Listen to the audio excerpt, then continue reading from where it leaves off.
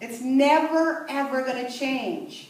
Did you hear that when Jill was leading us in the meditation? It is done. There's no way of going back and rewriting the script. The event, the situation, the experience is already complete.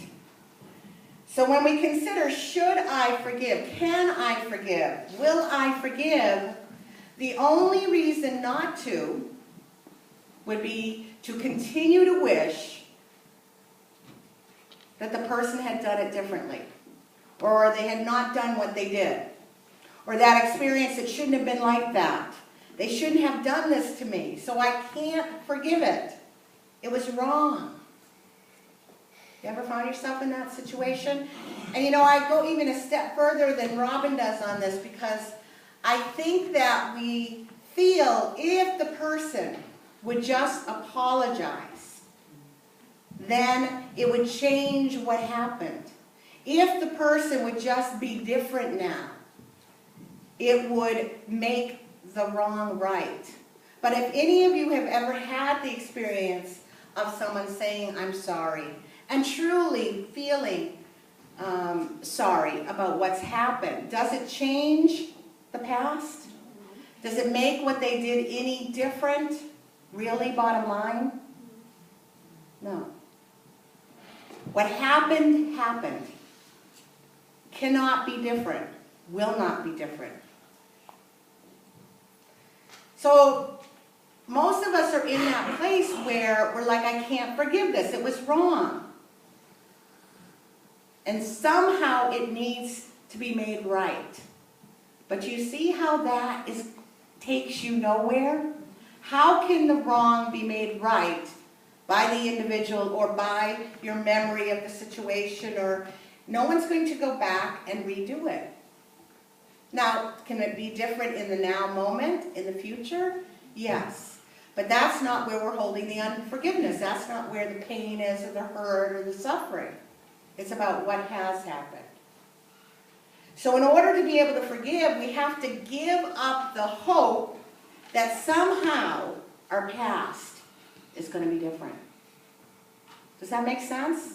I had never heard this concept either, but you know, the more I contemplated and brought it into my meditation, it does make sense. How that keeps us stuck because we want somehow for the movie to turn out different. And we do that in Hollywood now, right? They actually will do a movie, go and show it to a test audience, and if they don't like it, they rewrite the ending.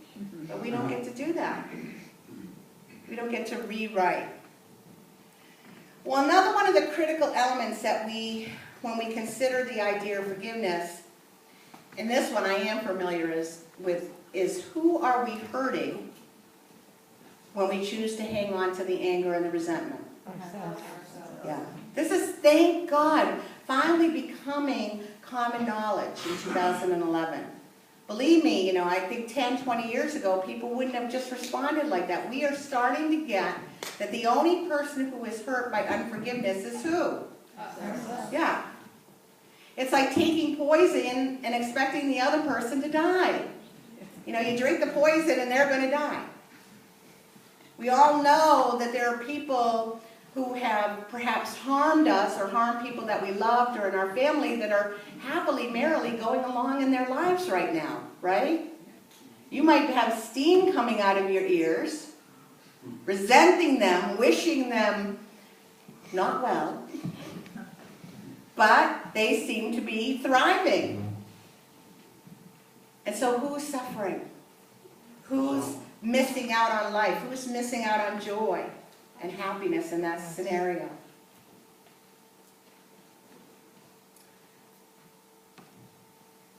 What happens when we get into this energy of anger and resentment is that it closes us down, it shuts us down. And we're no longer open and receptive to the good that's out there for us.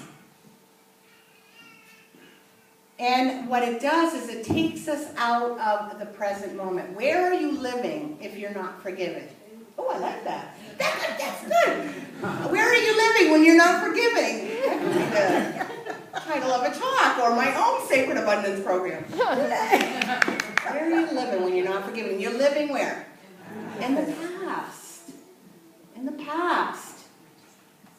It pulls me right out of the now. And don't we talk about that all the time in spiritual development, spiritual awakening, is to get in the now moment, because that's all there is. And if you're in the past or you're in the future, what are you missing? Your life. You're missing the present. You're missing the experience right here and right now. And right now is the moment where God is, Robin says. Right now is the moment where love is. Right now is the moment where joy is, where abundance is. And if I'm locked in the past, I'm missing the right now. So we're punishing ourselves. We're punishing ourselves. Now, some people believe that forgiving is a sign of weakness. Have you ever heard that? How could you forgive that? But in reality, forgiveness is one of the most challenging things we could ever be called to do. If it wasn't, we'd all do it. We'd all be able to do it if it was a sign of weakness. But it takes incredible inner strength to show up in a spiritual way to a human condition. It's a sign of great wisdom and spiritual maturity. Now, there's a profound and important distinction that Robin brings up in the program that I think we really have to clear out. And that's the distinction between behavior and the person. Because a lot of people will say, well, what that person did is unforgivable. I can't forgive that person because what that communicates to them is it's all right. It's okay that you did this. And what Robin talks about is that we can forgive the person who is a child of God, who is our brother and sister in spirit, without forgiving the behavior. There's a difference. We can say this behavior is inappropriate. I will not tolerate it in my life. I will not have it in my world. It is never, ever okay for one individual to harm another individual, whether that be through their words, through their actions. But I can also at the same time behold the Christ in you, know the truth of you. Know that you're not defined by the act of harm you caused me. That that's not who you are. So I want you to reflect on your life. Do you think at any point in your life you've ever harmed anyone else? Through thoughts, words, feelings, actions. You know, if you haven't, I'd like to meet you after the service. And did that event negate that you're an okay person? That you're a child of God? Now, I know some of you are out there hating yourselves, not feeling worthy. That's the last principle, right? Time to lighten the load. You got to get through. That's why these principles. Do you think that you can forgive and go into the principle of forgiveness before you lighten your load? No. Because if you don't have a high regard for yourself, if you don't love yourself, do you think you're going to be able to do that for others? There's no way. There's no way you can skip principle 4 and go into principle 5. You are not going to be able to forgive other people until, in essence, you forgive yourself. Until you love yourself. And then you will be able to behold the Christ in other people regardless of their actions, regardless of their behavior. So the behavior is not okay, but the person is.